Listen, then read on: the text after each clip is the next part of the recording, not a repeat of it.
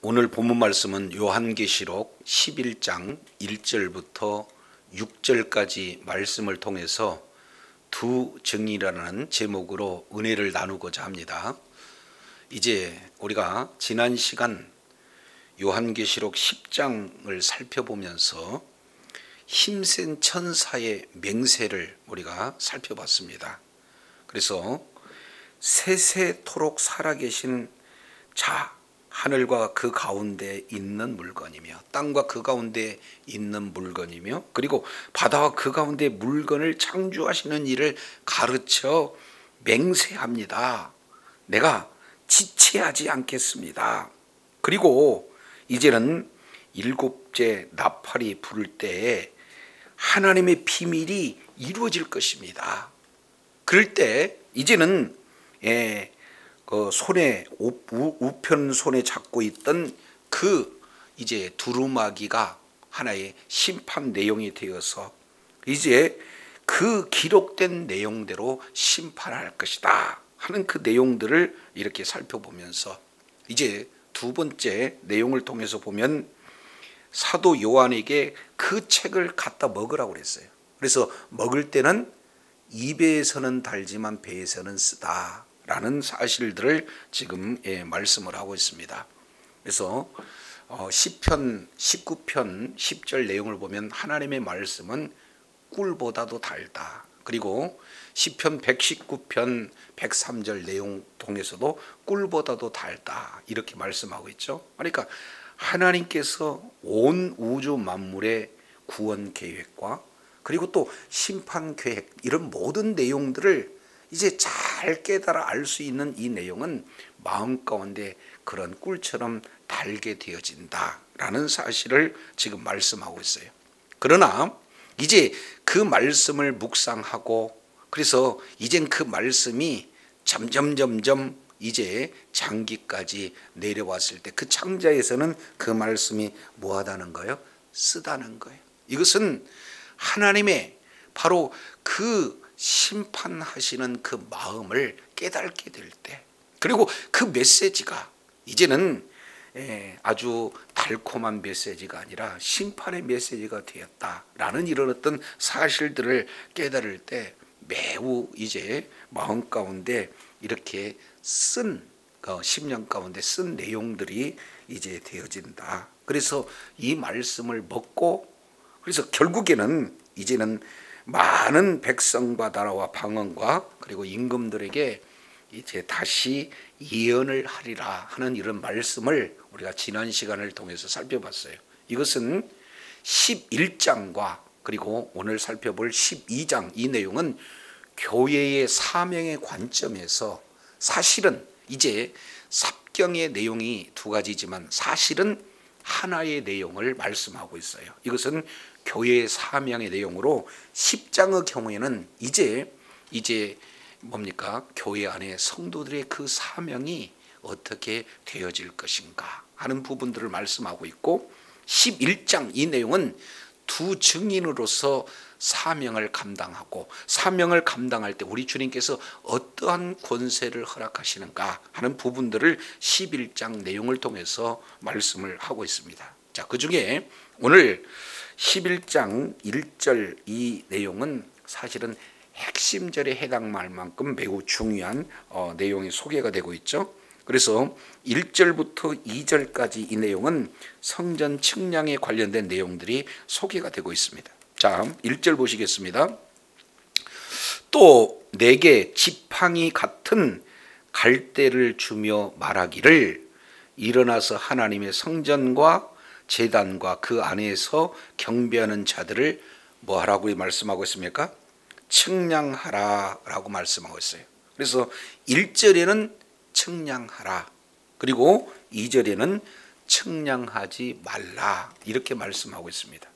그러면 여기에서 측량할 대상이 무엇이고 그리고 또 측량한다는 그 의미는 무엇인가 이 내용이 오늘 본문을 이해하는 데 매우 중요한 내용이 되겠죠. 그래서 이제 첫 번째 주어지는 내용은요. 내게 지팡이 같은 갈대를 주었다 이렇게 표현하고 있습니다. 그러니까 이 지팡이와 같은 갈대 이 내용은 결국에는 성전을 측량하기 위한 도구, 그 중에서도 자를 이렇게 말씀을 하고 있게 되어지는 거죠. 그래서 지팡이 같은 자를 이렇게 그 길이를 재는 자로 이렇게 주었어요. 그리고 나서 이제 일어나라, 그리고 청량하되 세 가지 내용을 말씀하고 있습니다. 첫 번째 내용을 보니까 지팡이 같은 갈대를 가지고 측량하는 첫 번째 내용은 뭡니까? 하나님의 성전. 그리고 두 번째는 제단. 그리고 세 번째는 그 안에서 경배하는 자들. 이 세 가지 내용을 측량하라, 이렇게 말씀을 하고 있는 것을 보게 됩니다. 자, 그러면 먼저 측량하다라는 것이 무슨 의미를 가지고 있는가? 이 내용은요, 자, 측량한다는 것은 결국에는 완성하다라는 의미를 말씀을 이렇게 드릴 수가 있습니다. 이제 우리가 건물을 이렇게 지을 때 먼저 설계도를 갖지 않습니까? 그래서 설계도가 완성됐다는 것은 결국 설계도대로 건물을 완성했다는 의도가 그 속에 담겨져 있는 것처럼, 측량한다는 것은 그 측량한 대로 이제 이렇게 시행하겠다라는 사실을 말씀하고 있어요. 그래서 이제는 여기서 11장에 나타나 있는 이 내용은, 자, 이 시대적 상황을 우리가 조금 더 살펴볼 필요가 있죠. 왜 그러냐면 이제 AD 70년도에 성전은 이미 파괴가 됐어요. 티투스 장군에 의해서. 그리고 요한계시록이 쓰여진 것은 약 그로부터 20년 후 90년도를 이렇게 말씀하고 있죠.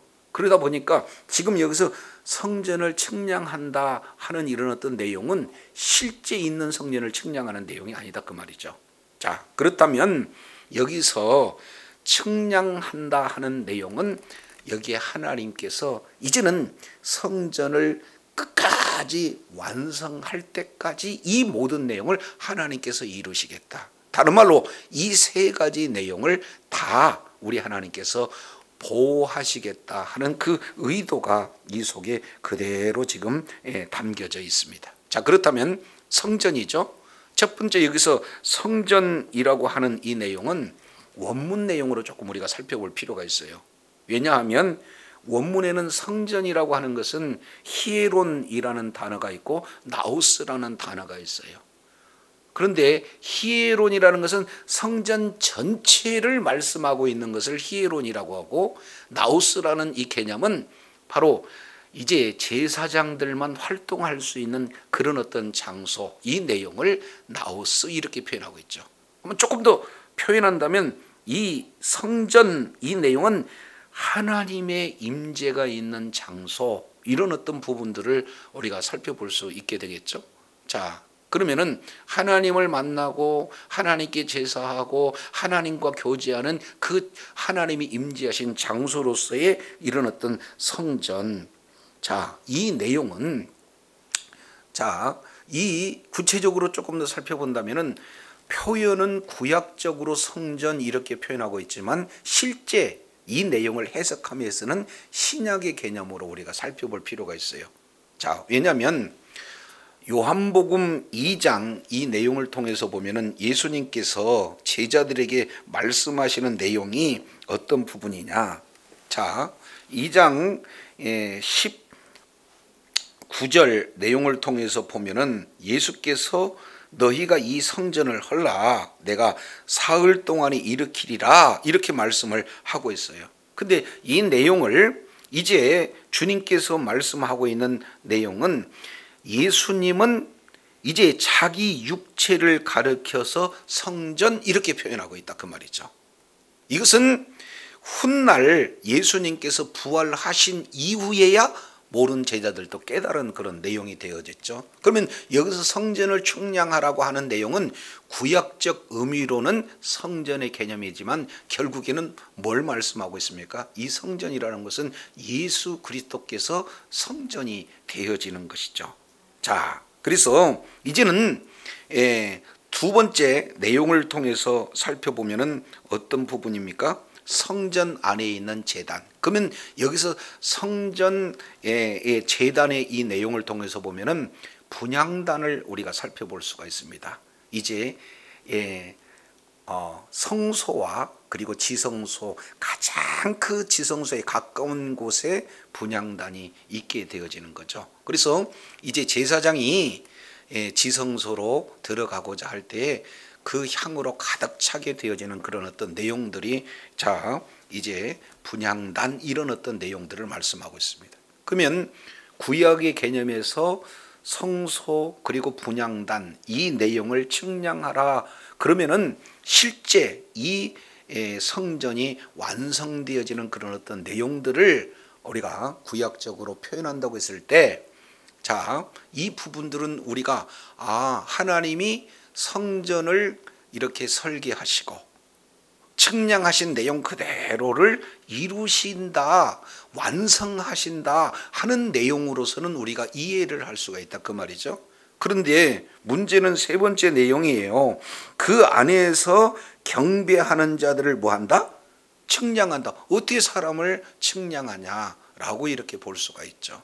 그러면은 여기에서 성전의 그런 어떤 개념을 이제는 예수님께서는 고린도전서 3장 16절이나 그리고 고린도전서 6장 19절 이 내용을 통해서 보면은 너희가 성전인 것을 너희가 아직도 알지 못하느냐, 이 말씀을 하고 계세요. 그러니까 오늘 성전이나 사실은 제단이나 그리고 그 안에서 경배하는 자들, 이 세 가지 내용을 측량하라고 했는데 이 세 가지 내용은 사실은 어떤 내용이 되어지느냐, 바로 교회라고 하는 측면에서 다 같은 내용이다, 이렇게 우리가 살펴볼 수가 있습니다. 그래서 성전은 예수 그리스도요. 그리고 이 성전은 바로 예수님이 교회의 머리가 되어주시고, 그리고 이 성전은 바로 예수 그리스도의 몸을 요한복음 2장에서는 말씀을 하고 계신다라는 사실을 우리가 살펴볼 수가 있게 되어집니다. 두 번째, 이제는 예수 그리스도의 이름으로 우리가 기도할 때 우리 주님께서는 그것을 다 시행하신다라는 차원에서 이제는 제단의 모든 내용도 완성이 예수 그리스도의 이름으로 기도할 때 응답해 주심으로 이 부분도 완성이 되어지는 거고, 그 안에서 뭐 하는 자들? 경배하는 자들, 이 내용 역시 마찬가지로 이제는 성전된 그런 성도들의 모습을 말씀하고 있고, 이 성도들은 누가 되는 겁니까? 예수 그리스도의 몸, 교회의 지체가 되어지는 줄로 깨달으시기를 바랍니다. 그렇기 때문에 성전과 제단과 그 안에 경배하는 이런 어떤 자들, 이런 어떤 자들을 우리 하나님께서 측량하라는 것은 이제는 예수 그리스도께서 이제는 그 교회를 통해서 이제 최종적인 교회의 보호와 그에 따른 승리를 우리 주님께서 말씀하시고, 그래서 최종적인 승리가 될 때까지 우리 하나님께서는 그 복음을 반드시 이루시겠다. 그리고 그런 모든 내용을 완성하시겠다는 의미에서 이제 청량하라라고 하는 내용은 전적으로 교회의 승리와 그에 따른 하나님의 보호하심을 약속하고 있는 내용을 11장 1절 내용을 통해서 우리가 이렇게 살펴볼 수 있는 내용이 되어져요. 자, 그런데 반면 뒤에 보겠습니다. 자, 2절 내용을 보면 성전 뭐예요? 밖은 측량하지 마라. 자, 여기에 1절에는 성전 안이 나와 있고 2절에는 성전 밖이 지금 소개가 되고 있어요. 자, 이 내용은 우리가 조금 더 구체적으로 살펴본다면, 자, 이제 성전 안 그리고 성전 밖 이 내용을 통해서 보면은 이 뜰이 있어요. 성전 안에 뜰이 있고 성전 밖에 뜰이 있습니다. 자, 그러면은 성전 안의 뜰은 제사장의 뜰이다라고 이렇게 우리가 말씀을 드릴 수가 있고, 그리고 성전 밖의 뜰은 크게 세 가지. 이제 가장 외곽에 있는 것을 우리는 이방인 뜰이다 이렇게 표현하고 있습니다. 그리고 이방인 뜰을 조금 통과하게 되면은 턱이 있고 그 다음에 뭐가 있느냐? 여인들의 뜰이 있어요. 그 여인들의 뜰에 바로 이제 헌금함이 놓여져 있는 것을 말씀을 드렸죠. 자, 그 다음에 여인의 뜰을 들어가고 난 다음에는 뭐예요? 남자들의 뜰이 있습니다. 그래서 이 이방인 뜰, 여인들의 뜰, 그리고 남자들의 뜰, 이것을 바로 성 밖에 있는 그런 마당 이렇게 표현하고 있어요. 근데 이 성 밖에 있는 마당은 뭐 하지 말라? 측량하지 말라 하는 내용이에요. 그러면은 이 측량하지 말라고 하는 것은 하나님의 보호가 없다 이렇게 얘기하는 거고, 측량하라는 것은 뭐예요? 하나님의 보호가 있다라는 차원으로 말씀을 하고 있습니다. 자, 그러면 이제 하나님 그 성소 안에 있는 그런 경배하는 자들은 누가 되는 겁니까? 1절에 보면은 제사장 아니고는 이 안에를 들어갈 수가 없어요. 그러니까 제사장들은 우리 하나님께서 뭐 하신다는 거예요? 끝까지 보호하고 계신다. 그러니까 예수 그리스도를 믿는 믿음을 가진 자들의 모임, 무리가 뭐가 되는 거예요?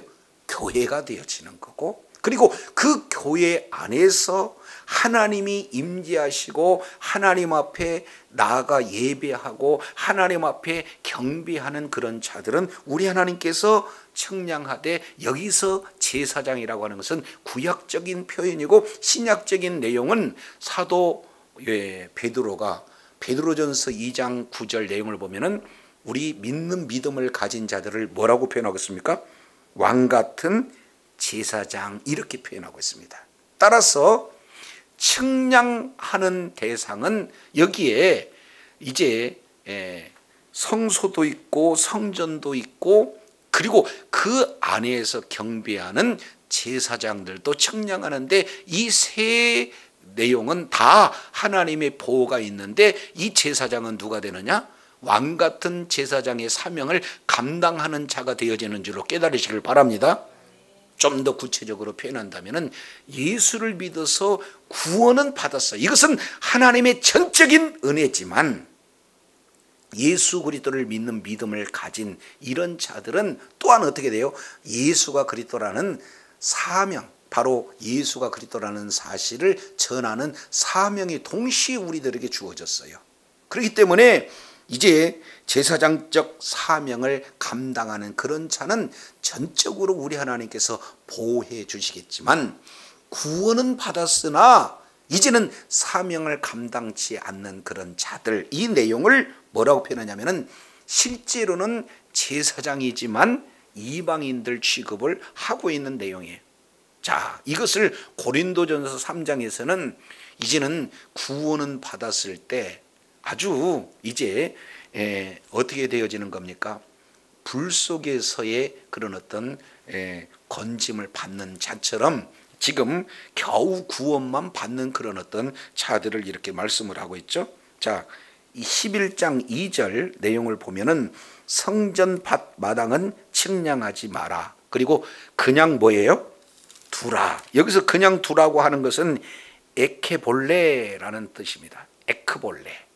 여기서 에크라는 것은 뭐뭐 밖으로, 볼레 그러면은 던지다. 그러니까 바깥으로 아예 뭐 하라는 거예요? 던지다라는 것을 그냥 두다 이렇게 지금 표현하는 것이에요. 그래서 이것은 뭐에게 줘버렸어요? 이방인에게 줬다. 그래서 사실은 이 내용을 뭘로 표현하냐면은 이제 교회 안에 출석하는 그런 어떤 자들은 있어요. 그리고 본인은 예수를 믿어서 구원받았다라고는 해요. 그러나 이것은 하나의 명목상 신자에 불과하고 실제로는요, 이 사이에 믿지 않는 자도 섞일 수도 있고, 또 설령 믿는다 할지라도 겨우 구원만 받았지 사명을 감당하지 못하는 자, 예수가 그리스도라는 사실이 이제 증거되면 핍박이 따르기 때문에 어떻게든지 예수님을 증거하지 않는 그런 자들은 이제 구원은 받았으나 이제 밖으로 내던지라. 이것은 하나님의 보호 가운데 제외가 된 그런 어떤 내용이다라는 것을 지금 말씀을 하고 있어요. 그래서 그 기간도 이제는 실제 거룩한 성을 어떻게 해요? 42달 동안 뭐 한다? 짓밟으리라. 여기서 42달이라고 하는 것은 달수로는 42개월인데 실제 연수로는 뭐가 되냐면 3년 반이 되어지는 겁니다. 그래서 요한계시록 이 내용에는 3년 반 그리고 또 뭐예요? 1260일 또 42개월 이런 내용은 다 같은 표현을 지금 이렇게 말씀을 하고 있는 거거든요. 그래서 교회에 속해 있지만 이들은 뭐가 되느냐? 거짓 이렇게 성도다. 이런 것을 지금 표현을 하고 있게 되어지는 거예요. 자, 그래서 1절, 2절 이 내용을 통해서 이렇게 살펴본다면 저와 여러분은요, 예수 그리스도를 믿는 믿음을 가진 것은 전적인 하나님의 은혜로 주어진 줄로 깨달으시길 바랍니다.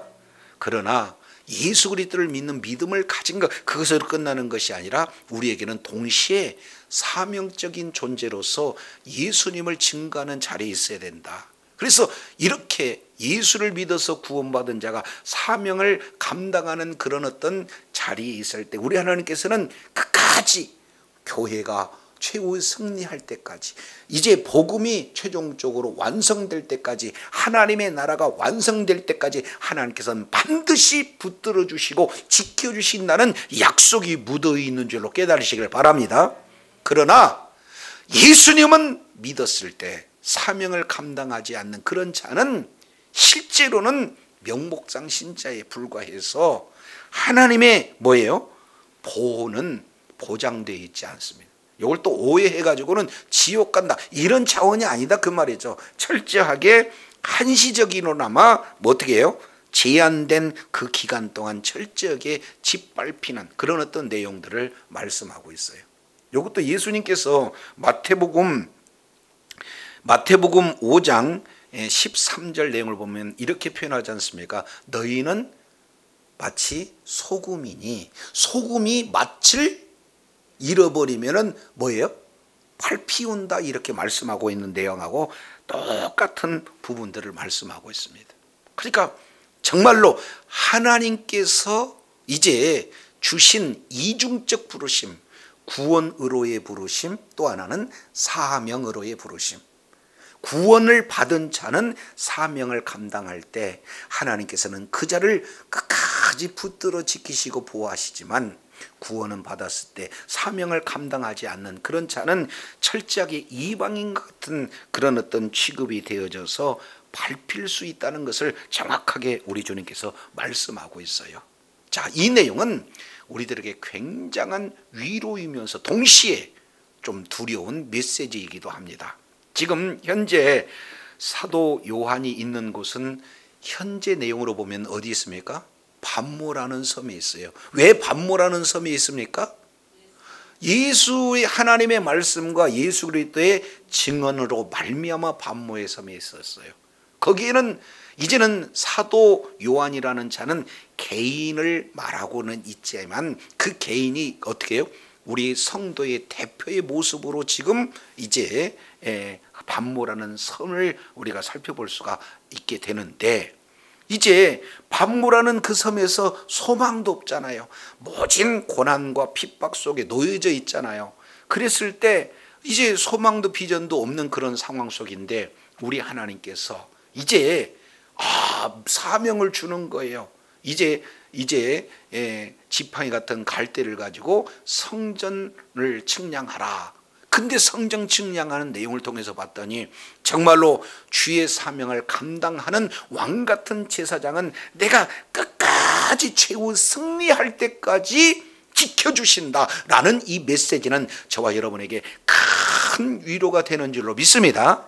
반면 예수님은 믿었으나 이제 여전히 이 세상의 가치로 이렇게 살다 보니까 예수를 증언하는 그런 일들은 생각지도 못한 그 자는 실제로는 누구의 모습과 똑같느냐? 이방인의 모습과 똑같다. 그래서 세상에 많은 사람들한테 짓밟힐 수 있다 하는 그런 어떤 내용들을 지금 말씀을 하고 있어요.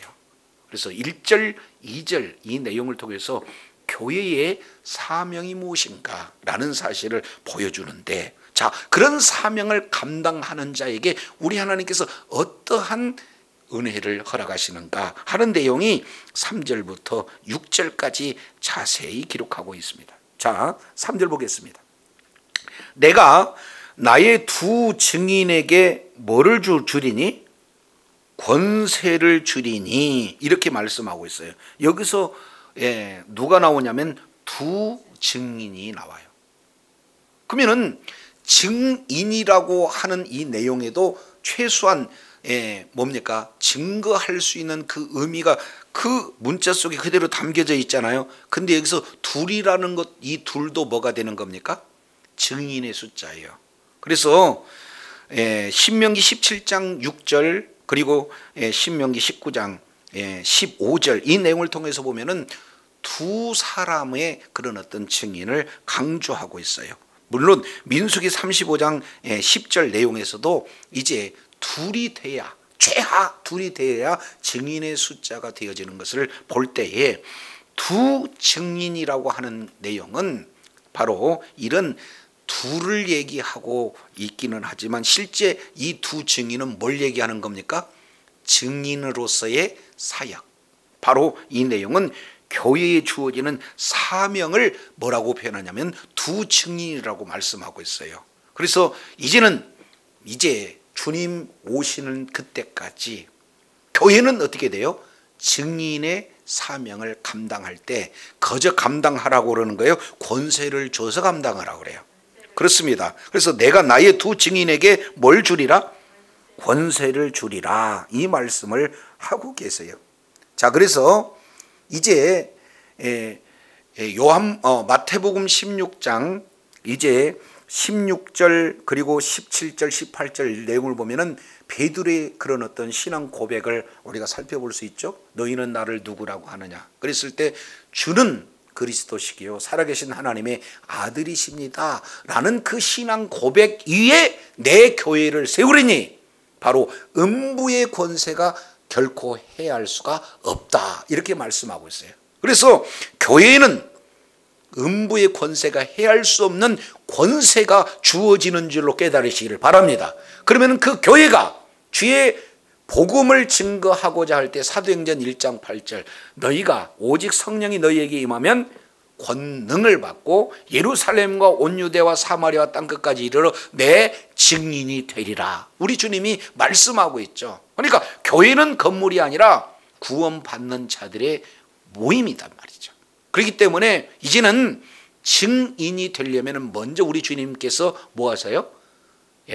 성령이 임하면 너희가 권능을 받고 그랬으니까 이제 증인 되기 위해서는 반드시 주어지는 것이 뭐냐? 권세인 줄로 깨달으시기를 바랍니다. 그래서 내가 나의 두 증인에게 뭘 준다는 거예요? 권세를 준다는 거예요. 이유는 증인 되라고. 자, 그러면은 그 교회가 이제 할 수 있는 내용은 뒤에 두 가지로 이렇게 표현하죠. 그들이 무엇을 입고? 굵은 베옷을 입고 그리고 2260일 동안 뭐 하리라? 예언하리라. 그러니까 교회는 뭐 하는 장소입니까? 예언하는 일을 감당하는 곳이에요. 그렇지 않습니까? 근데 예언을 할 때 굵은 베옷을 입어라. 지금 이렇게 표현하고 있습니다. 자, 이제 우리가 굵은 베옷을 입었다 하는 구약적 그런 어떤 이미지로 본다면은 요나가 이제는 아수르에 가서 복음을 전할 때 이제 심판의 메시지를 전하게 되고 그들은 심판의 메시지를 받았을 때 뭐합니까? 굵은 베옷을 입고 회개하는 것을 보게 되어져요. 그래서 굵은 베옷을 입었다 하는 이 내용은 심판의 메시지를 증거하는 거예요. 그래서 철저하게 뭐 하라고? 회개하라고. 그래서 회개의 복음, 또 심판의 메시지, 이런 어떤 내용들을 이제 전하게 되어지는 그런 어떤 부분입니다. 그런데 이때 어느 동안 전파하는 겁니까? 1260일. 그래서 2절에는 42달이나 여기에 나타나는 1260일이나 사실은 똑같은 개념이에요. 이제 3년 반, 1260일, 42일, 2개월, 이 내용은 다 같은 의미가 되어집니다. 그러니까 이걸 또 해석하느냐에 따라서 여러 가지 해석 방법이 달라져요. 그래서 세대주의 해석 방법은 이것은 뭐 전천년 반이다, 이렇게 해석을 하고 있고, 그리고 무천년 해석의 방법은 이 내용은 사실은 3년 반의 이 내용이 어디에서 왔느냐, 이제 이 내용은 열왕기, 열왕기상 18장 이 내용을 통해서 우리가 살펴보면은 바로 엘리야의 그런 어떤 3년 반을 구약의 이미지로 이렇게 가져오게 되는 거죠. 그래서 이제 3년 반 동안 비도 내리지 않고 이슬도 내리지 않는다 하는 그런 내용은 실제 문자적으로는 3년 반이지만 이제 이 내용은 초림부터 재림까지의 그 기간을 상징화시킨 내용이다 라고 이렇게 말씀하고 있어요. 그렇기 때문에 1260일 동안 예언을 해라 하는 이 내용은 문자적인 그런 어떤 부분이라기보다는 상징적인 내용으로 교회는 초림부터 주님이 다시 오실 그때까지 사명이 뭡니까? 예언하는 사명을 갖는다. 그러면 이 예언도 앞으로 되어질 예언이 아니라 확실한 예언은 뭐가 되는 겁니까? 예수님은 다시 오신다. 예수님을 믿지 않으면 심판을 받게 되고 예수를 믿으면 영생이 주어진다라는 사실이 확실한 예언인 줄로 깨달으시기를 바랍니다. 그렇기 때문에 이제 10장을 우리가 이해를 해야 11장의 이 사명을 우리가 잘 알 수 있게 되어지는 거예요. 그래서 결국 말씀을 먹어서 그 말씀을 먹은 자라야 이제 다시 예언을 하게 되어지는 거고, 다시 예언을 하는 그런 자는 교회의 사명이다라는 사실을 우리가 살펴볼 수 있게 되어지는 거예요. 그래서 저와 여러분이 존재하는 이유는 예언을 하기 위한 거고, 복음을 전하는 거고, 예수가 그리스도라는 사실을 전하는 사명이 저와 여러분에게 주어진 줄로 깨달으시기를 바랍니다. 그렇기 때문에 이제 42달 짓밟힌다 하는 내용은 바로 이제 이렇게 뭡니까? 사명을 감당치 않는 그런 어떤 자들이 고난을 받는 그 기간이기도 하지만, 동시에 이제 뭡니까? 교회에서 복음을 증거하는 그런 어떤 기간이요, 하나님의 보호하심이 절대적으로 이루어지는 기간이 바로 42달 그리고 1260일 이 기간이라는 것을 아주 깨달으시기를 바랍니다. 그렇습니다. 그래서 이제는 복음을 증거할 때 교회에 때로는 핍박이 이렇게 올 수도 있고, 그리고 이제 그 핍박이 온다 할지라도 끝까지 복음을 증거할 사명이 바로 교회에 있음을 정확하게 말씀을 하고 있어요. 그래서 자, 이제 세 가지로 이렇게 표현합니다. 11장 3절 내용을 보니까 두 증인은 바로 교회를 말씀하고 있고, 그 내용을 11장 4절에 이는 이 땅의 주, 그러면은 예수 그리스도죠. 그러니까 이 땅의 주 앞에 있는, 그러니까 예수 그리스도 앞에 있는 뭐라고요? 두 감람나무와 두 촛대. 여기서도 둘이라는 이라는 숫자가 계속 반복되어져요. 그러니까 둘이라는 것은 뭐다는 거예요? 증인의 수.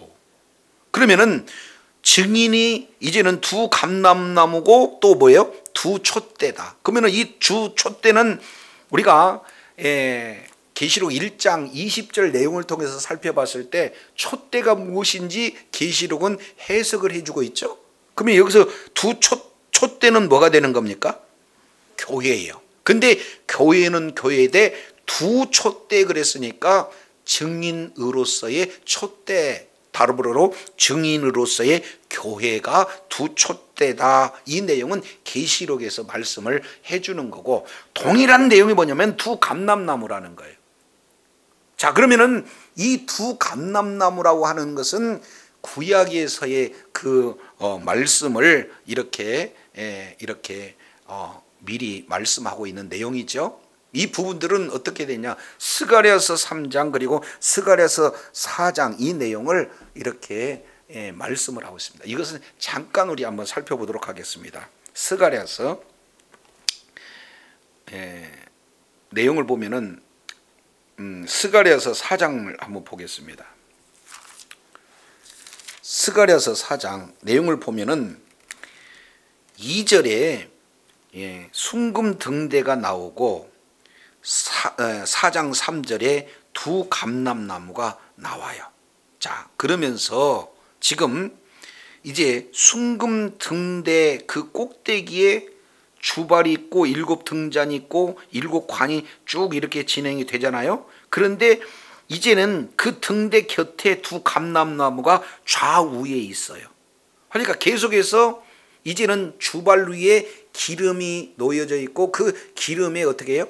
각각 등대에 이렇게 불들이 피어나고 있는 그런 어떤 내용들을 우리가 성막을 통해서 살펴봤잖아요. 근데 그 내용이 기름을 공급하는 내용이 어디에서 공급하는 거예요? 두 감람나무에서 공급을 받는다. 그러니까 이 내용이 무엇인지 몰라서 4절에 아니 이것이 무엇입니까? 라고 물어보니 우리 주님께서 이렇게 말씀하고 있는 그런 어떤 내용을 뒤에 기록하고 있어요. 그 중에 자 6절 아주 중요한 내용이 소개가 되고 있죠. 그가 내게 일러 이르되 여호와께서 스룹바벨에게 하신 말씀이 이러하니라. 만군의 여호와께서 말씀하시되 이는 힘으로도 안 되고 능으로도 되지 않고 오직 나의 뭘로 된다? 영으로 된다. 지금 이렇게 표현하고 있어요. 그러면서 큰 산아 내가 무엇이냐? 내가 스룹볼 앞에 뭐가 된다? 평지가 되리라. 그가 머릿돌을 놓을 때에 이렇게 지금 말씀하고 있죠. 그러면 여기에서 나타나고 있는 지금 두 감람나무 이렇게 지금 표현하고 있는데 11절에 등대 좌우에 두 감람나무는 무슨 뜻입니까? 이렇게 말씀을 하고 있는 거고, 거기에 대한 해답을 14절에 기름 발리운 자들이고 온 세상의 주 앞에 모셔 있는 자. 그러니까 이것이 바로 요한계시록 지금 11장 4절에 나타나 있는 뭐가 됩니까? 두 감람나무라고 이렇게 말씀을 하고 있어요. 그러니까 기름 발리운 자 이런 어떤 내용인데 이 자는 누가 되는 겁니까? 한 사람은 4장 6절에 보니까 누구예요? 스룹바벨 이렇게 말씀을 하고 있고 3장에는 여호수아 이렇게 표현하고 있습니다. 그러면 여호수아는 대제사장이요. 그리고 4장 6절에는 스룹바벨은 뭡니까? 총독이에요. 이것은 왕 같은 자입니다. 그러니까 총독과 그리고 대제사장, 그래서 스룹바벨과 그리고 대제사장 여호수아 이 둘을 온 세상 앞에 모서 있는 자, 이 자가 기름 발리온 자 둘이다 이렇게 표현하고 있습니다. 그러면 이 자들이 하는 일들이 뭔가 봤더니 스가랴서 4장 7절 보니까 큰 산아 내가 무엇이냐? 내가 스룹벌 앞에서 뭐가 된다? 평지가 된다. 그 얘기는 성전 지을 때 지금 환상으로 보여주는 내용이거든요.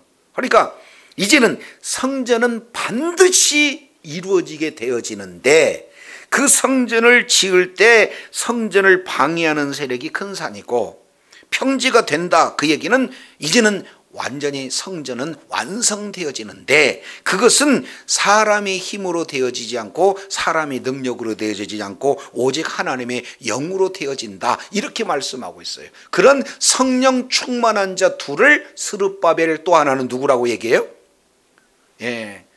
여호수아. 근데 그 둘을 봤더니 한 사람은 왕이고 한 사람은 제사장이다 그 말이죠. 그러니까 왕 같은 제사장 이 내용을 두 감람나무 이렇게 표현하는 거니까 이것은 바로 교회의 또 다른 표현인 줄로 깨달으시길 바랍니다.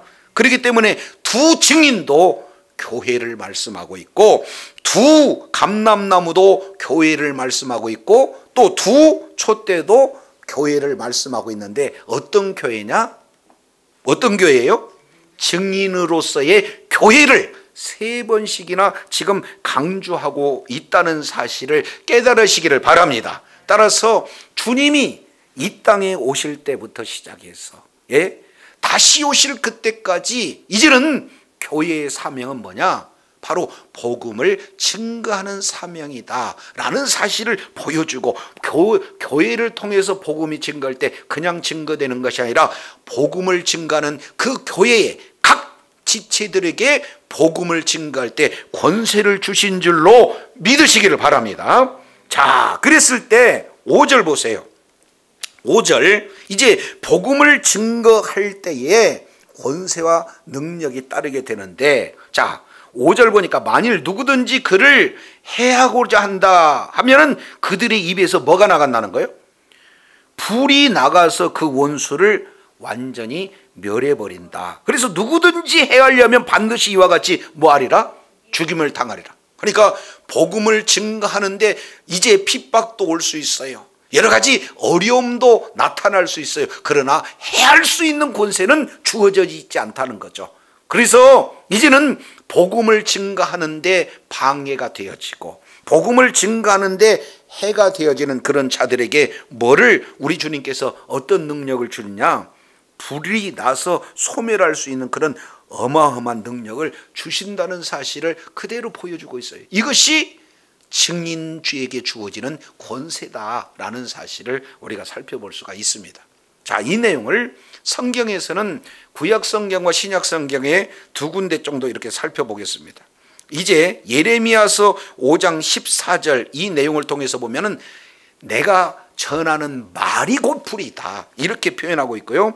동시에 예레미야 23장 29절 내용을 보면은 내 말이 불이요 내 말이 방망이지 않느냐 이렇게 말씀하고 있어요. 그래서 예레미야가 증거되는 그 말씀이 불이다 이렇게 표현하고 있는 그런 어떤 내용을 신약 성경에서는요, 히브리서 12장 29절 이 내용을 통해서 보면은요, 하나님은 소멸하는 불이다.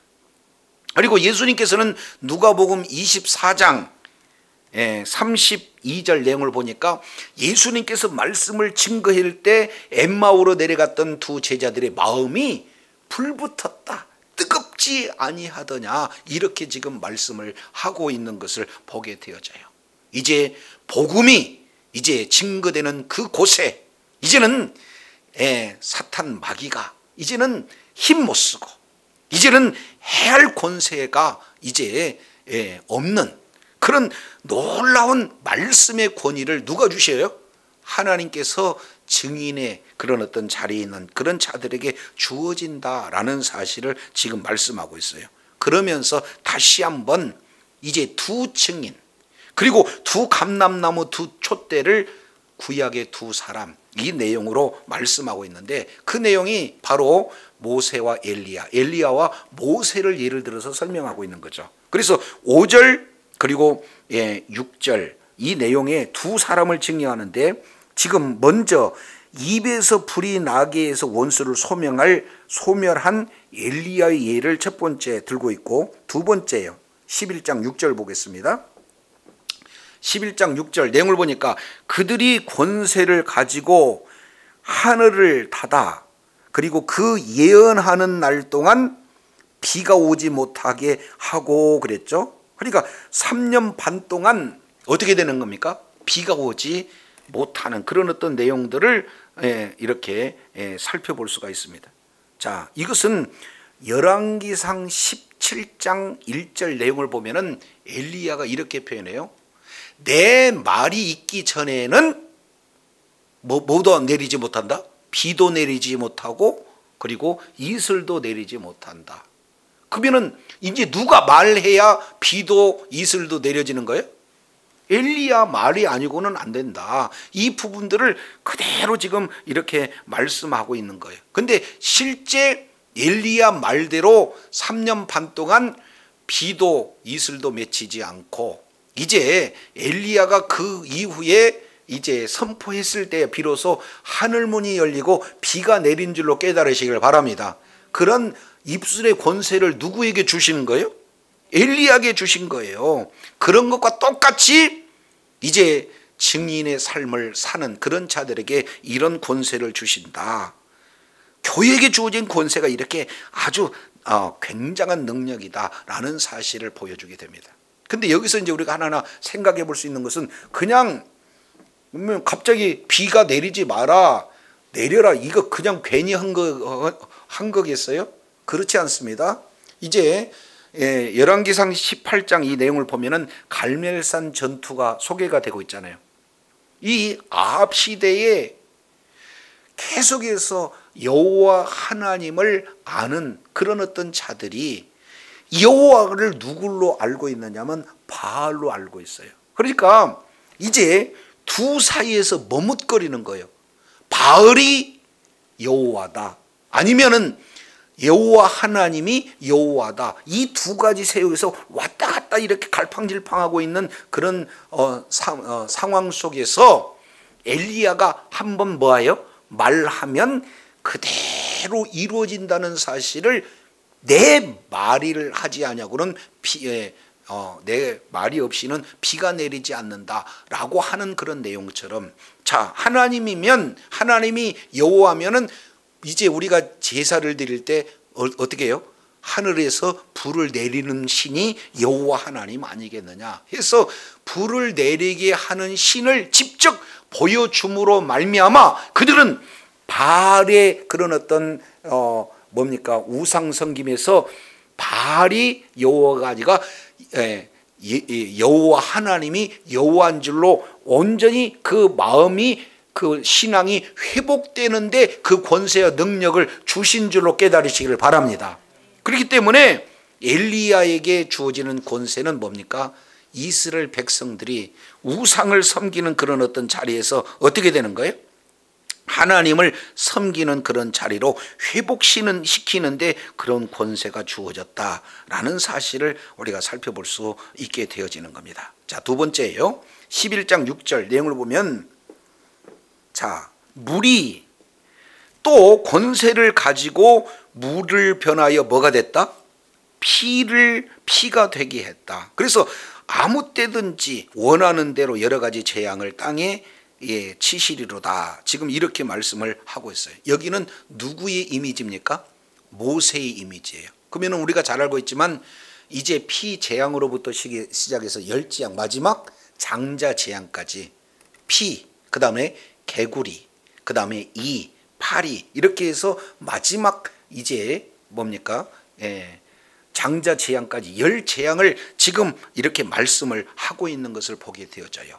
그러면 모세는 바로 앞에 가가지고 이런 10가지 재앙을 내림으로 말미암아 이스라엘 백성들에게 하나님이 살아계시다라는 사실을 재앙을 통해서 보여줄 뿐만 아니라 동시에 어떻게 되는 겁니까?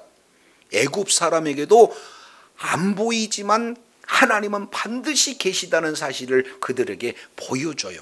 그래서 결국에 이스라엘 백성들이 애굽에서 종노릇하고 있는 그들을 이끌어내서 약속의 땅 가나안 땅으로 하나님의 자녀가 되어지고 하나님의 백성이 되어지는 그런 쪽으로 회복시키는 일에 바로 하나님께서 모세를 권세 있게 들어 사용하신 줄로 깨달으시길 바랍니다. 그러면 결국 엘리야나 뭐예요? 모세나 사역이 똑같아. 똑같이 권세를 가졌는데 그 권세를 어느 때 쓰느냐? 바로 하나님이 누군지 모르는 자들, 우상을 섬기는 그런 자들을 하나님을 섬기는 일에 권세를 사용해서 회복시키는 일과, 그리고 이제 철저하게 마귀의 종로로 타고 있던 그들을 이제는 예수 그리스도를 믿는 믿음으로 말미암아 이제 하나님의 자녀가 되는 쪽으로, 애굽 종에서 이제는 하나님의 백성으로 그 신분을 회복시키는 일에 모세처럼 그리고 엘리야처럼 권세를 가지고 하나님 앞에 존귀하게 쓰임받는 그 내용이 오늘날 우리 교회에게 이제 권세를 주신 이유요 목적인 줄로 깨달으시길 바랍니다. 따라서 저와 여러분이 이제는 이 시대적 사명을 우리가 감당하기 위해서 바로 이제 하나님이 주신 권세, 성령으로 충만하게 되면 오직 너희가 이제 뭡니까? 권능을 받고, 성령이 임하면 권능을 받고 예루살렘과 온 유대와 사마리아 땅끝까지 이르러 내 증인이 되리라 하는 교회에 주어지는 증인의 사명을 감당할 때 성령의 능력이 저와 여러분에게 주어진 줄로 깨달으시기를 바랍니다. 그래서 불신자, 마귀에게 철저하게 노예 생활, 종노릇 하고 있는 그들을 이제는 복음을 증거함으로 말미암아 하나님이 일하심을 정확하게 보여서 한 영혼이라도 이제는 주님의 품으로 돌아오는 일에 주의 사명을 감당하는 그런 자에게 우리 하나님께서는 이러한 특별한 권세 능력을 허락하여 주신 줄로 믿습니다. 성전을 측량하라. 그 내용은 이제는 복음이 증거되어지고 그 복음이 최종적으로 완성이 되어진다.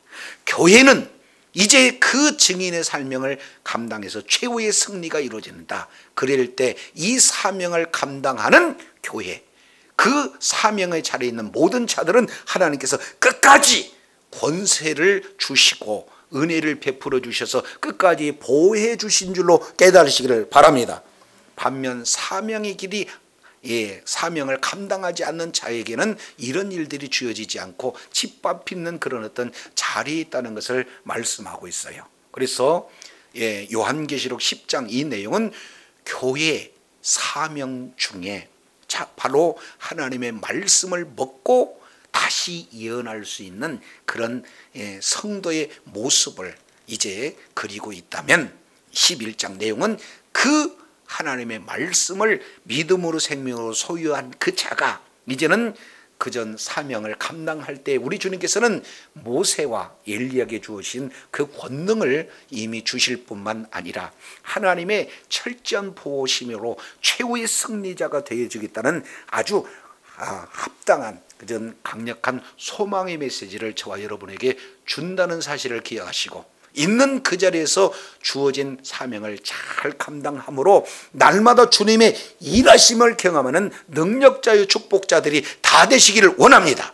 가정에서도 직장에서도 있는 그 현장 속에서도 예수가 그리스도라는 사실을 증거할 때 여러 가지 어려움도 나오고 핍박이 온다 할지라도 복음을 증거하는 그곳에는 내가 전한 것 같지만 하나님께서 그 복음을 통해서 권세 있게 능력 있게 하나님께서 일하게 하심으로 말미암아 최후의 승리자가 되어질 뿐만 아니라 하나님의 놀라운 은혜 가운데 거하게 된다는 사실을 기억하시고 날마다 주의 사명 감당하고 승리자로 하나님 앞에 영광 돌리는 주의 사랑하는 자녀들이 다 되시기를 예수 이름으로 축원합니다. 기도하겠습니다. 하나님 아버지 감사합니다. 성전을 이제 측량할 것과 측량하지 않을 것을 이제 구별하시면서 정말로 교회의 사명이 바로 복음을 증거하는 사명이고 복음을 증거할 그런 사명을 감당하고자 할 때 하나님께서 권세를 주셔서 사명을 감당케 하신다는 사실을 구약의 두 증인 바로 모세와 엘리야를 통해서 말씀하고 있사온즉 이제는 변화산 사건에서 두 증인 엘리야 모세를 앞에 이제 예수 그리스도와 함께 증인을 이렇게 대화를 나누는 그런 모습을 속에서 이러한 권세를 행하는 것, 능력을 행하는 것이 주가 아니라 예수 그리스도가 온 세상의 주가 되시고 구원자가 되신다는 확실한 메시지를 증거하는 것이 핵심인 줄을 우리가 깨닫고 있는 그곳에 주의 사명 감당함으로 허락하신 놀라운 분복을 다 누릴 뿐만 아니라 하나님의 일하심을 날마다 경험하여 하나님 앞에 영광 돌리는 주의 사랑하는 자녀들 다 되게 하여 주시옵소서. 우리 구주 예수님 이름으로 기도드립니다. 아멘.